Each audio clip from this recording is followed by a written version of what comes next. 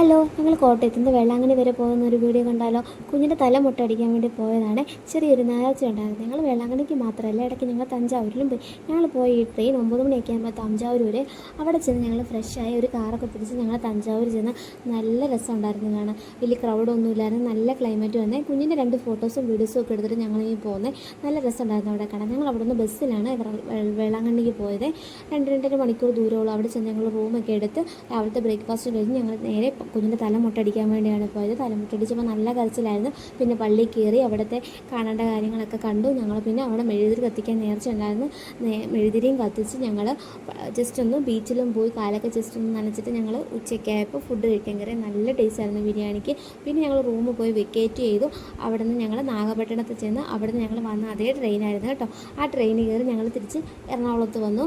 എറണാകുളത്ത് നിന്ന് രാവിലെ 6:30 ഒക്കെ ആകുമ്പോൾ എറണാകുളത്ത് വരും. പിന്നെ 9 മണിയൊക്കെ ആകുമ്പോൾ കോട്ടയത്ത് വന്നു കേട്ടോ. അപ്പോൾ ടാറ്റാ ബൈ.